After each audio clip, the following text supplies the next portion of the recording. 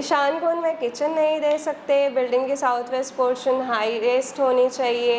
ये सारे वास्तु हमें किस हद तक फॉलो करना चाहिए, ये सब मिथ है या फिर we really have to follow and ये सारी चीज़ें हमारे लाइफ में अफेक्ट करती है।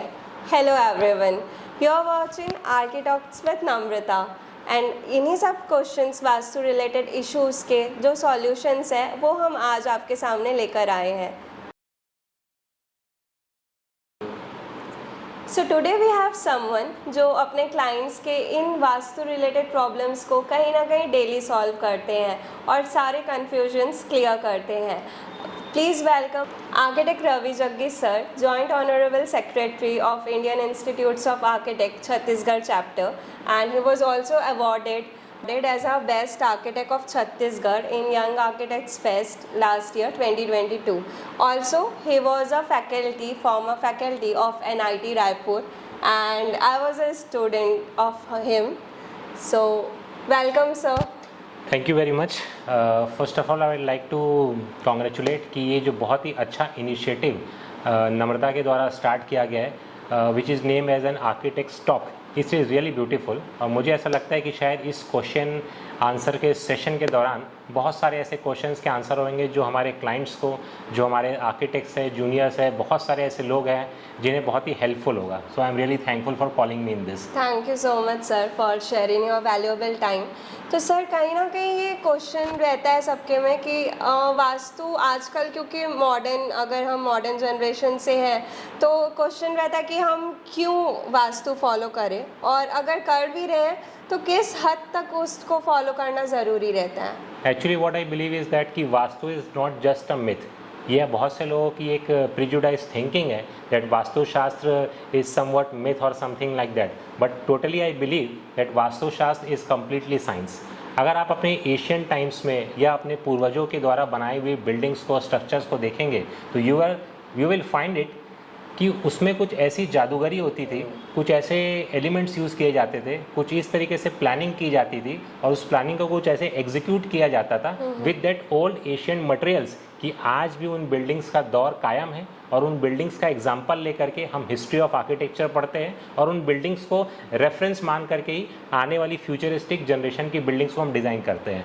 तो vastu is basically a science, एक ऐसा साइंस जो कि बिल्डिंग फॉर्म में इम्प्लीमेंट किया जाता है ताकि बिल्डिंग आपकी सिक्योर रहे, प्रॉपरली एक्टिवेटेड रहे, पॉजिटिव और नेगेटिव दोनों एनर्जी को हम बैलेंस कर सकें।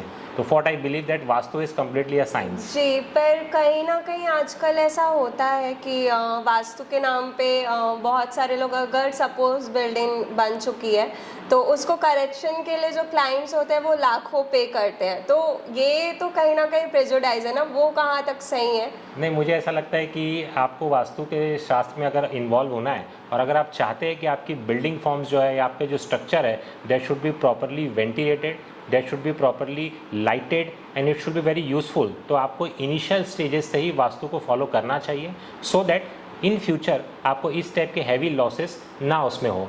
एंड सेकंड थिंग मैं कहना चाहूँगा कि जो लोगों की बिल्डिंग्स ऑलरेडी कंस्ट्रक्टेड है, जिनके रेसिडेंसेस है, जो उसमें रह रहे हैं, तो बहुत सारी ऐसी छोटी छोटी वास्तु टिप्स होती है, कुछ ऐसी चीज़ें होती है जिससे आप बिल्डिंग में इम्प्लीमेंट करके उस नेगेटिव एनर्जी को पॉजिटिव एनर्जी में कन्वर्ट कर सकते हैं। सिर्फ demolition is not only the solution, demolition के अलावा भी बहुत सारी ऐसी छोटी ट्रिक्स है जिसे हम यूज़ कर सकते हैं। बट एक लोगों के प्रति मन में एक डर सा बन गया है। अगर आपको कोई आकर के कह दे कि आपको फलाना चीज़ में बहुत बड़ी मिस्टेक है, इससे आपको भारी लॉस होने वाला है, तो सामने वाला व्यक्ति उसकी बात पे आकर के सीधा डिमोलिशन के आइडिया में एग्री कर जाता है। शायद इसलिए लोगों के बीच में वास्तु का डर इतना बढ़ता जा रहा है। बट मुझे ऐसा लगता है कि उसकी ट्रिक्स जो है या उसकी जो रेमेडीज़ है, मुझे कहना चाहिए, उस रेमेडीज़ को आप अगर आप यूज़ करें तो बहुत एक अच्छे सेंस में नेगेटिव एनर्जी को पॉजिटिव में कन्वर्ट कर सकते हैं। तो कुछ ऐसे टिप्स वास्तु रिलेटेड जो आप शेयर कर सकते हैं, और मेरा वो क्वेश्चन है कि किस हद तक फॉलो करना चाहिए कि हम, क्योंकि ये बहुत कॉमन हो गया जो मैंने पूछा कि हम लाखों रुपए इन्वेस्ट कर दे रहे हैं और कुछ एलिमेंट्स अगर वो रख दे रहे हैं तो उससे क्या एनर्जी सच में होता है, आर्किटेक्चर से इसका क्या कनेक्शन है? देखिए, बहुत सिंपल सी बात है, if your building is not properly lighted and ventilated, तो चाहे वो कितनी भी अच्छी वास्तु से क्यों ना बनी हो, you will not enjoy living in that. So basically there are few elements जो बहुत ही हमारे शास्त्रों में भी कहे गए that earth is one element, air is one element, water is one element, fire is one element. तो ये जो पांचों एलिमेंट्स है जिससे कि हमारा पूरा ब्रह्मांड और ये संसार बना हुआ है, उन पांचों एलिमेंट्स को अगर आप अपने घर के ओवरऑल प्लानिंग में बैलेंस कर लेते हैं तो मुझे लगता है कि मोर देन 60 to 70% वास्तु आप वैसे ही फॉलो कर लेते हैं। और जहाँ तक मुझे लगता है बैलेंस करने का सवाल है, there are proper directions. Just for example we have Ishan kon. Ishan kon is known for is waterism, वो एक पानी की दिशा है, जल की दिशा है। Similarly if you talk about the south, if you talk about the west, if you consider the east, so every direction and every particular corner of your building is somewhat related to some energy related to sun, energy related to air, energy related to moon and like that. So मुझे लगता है कि सिर्फ आपको basic ये elements को consider करना चाहिए और जितना हो सके वास्तु फॉलो करना चाहिए। And it is not mandatory कि आप पूरी वास्तु के हिसाब से बनाएंगे तो ये building is good.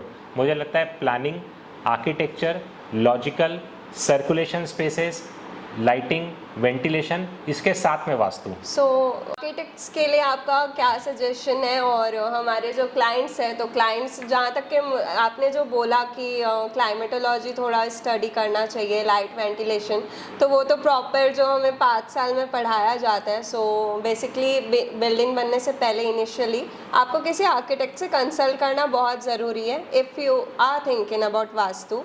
But what about architects?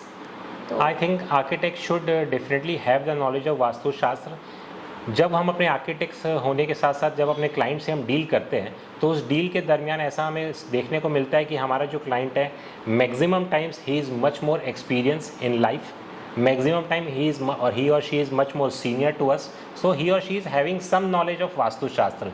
और अगर हमें वास्तुशास्त्र का प्रॉपर नॉलेज होगा तो हम अपनी आर्किटेक्चर प्लानिंग में उसे प्रॉपरली इम्प्लीमेंट करके क्लाइंट को भी सेटिस्फाई कर पाएंगे और पॉजिटिव और नेगेटिव एनर्जी को भी बिल्डिंग में बैलेंस कर पाएंगे। तो मुझे लगता है every architect should be aware with the knowledge of vastushastra. कोई एक सर कोई एक ऐसा क्वेश्चन या फिर एग्जाम्पल आप दे सकते हैं जो लोगों को लगता है कि वो मिथ है बट एक्चुअली वो साइंस है, ना कि एक प्रेजुडाइज है रिगार्डिंग वास्तु? मैं आपको एक बहुत अच्छा एग्जांपल बताता हूँ। मैक्सिमम टाइम्स वास्तु में ये कहा गया है कि the southern part of your building, the south side of your building or the southern portion of your building should be much more heighted than comparatively to the other directions।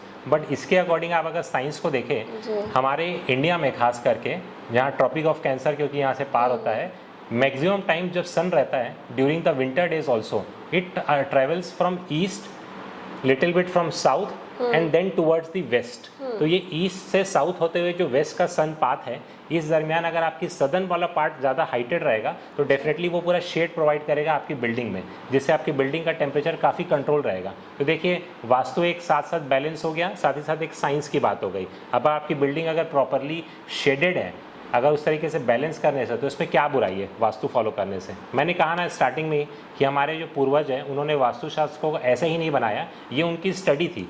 Just simple as that कि after the encroachment of the Britishers to India हमारे बहुत से ऐसे knowledge है, बहुत सी ऐसे books हैं जो कि डिस्ट्रॉयड हो गई है।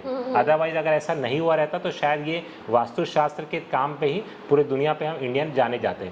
बट मुझे ऐसा लगता है कि ठीक है, साइंस और वास्तु, आर्किटेक्चरल प्लानिंग, इन सबको बैलेंस करके ही एक बहुत ही बेहतरीन बिल्डिंग स्ट्रक्चर बनाया जा सकता है। Thank you so much sir. I am sure कि हमारे जो व्यूवर्स हैं उनके बहुत सारे डाउट्स क्लियर हुए होंगे। Thank you so much for your valuable time. Thank you, and also I would like to mention thanks to the architect, young architect for initiating such things. और मुझे एक और चीज़ लास्ट में ये कहना ऐड करना बहुत ज़रूरी मुझे लगता है कि चाहे कोई भी आर्किटेक्ट हो, वो किसी भी इंस्टीट्यूशन से पास आउट क्यों ना हो, he or she should practice once in his lifetime। क्योंकि जब तक कोई आर्किटेक्ट प्रैक्टिस पे उतरेगा नहीं, सिर्फ बुकिश नॉलेज से एक आर्किटेक्ट प्रॉपर आर्किटेक्ट नहीं बन सकता। Thank you. Thank you so much.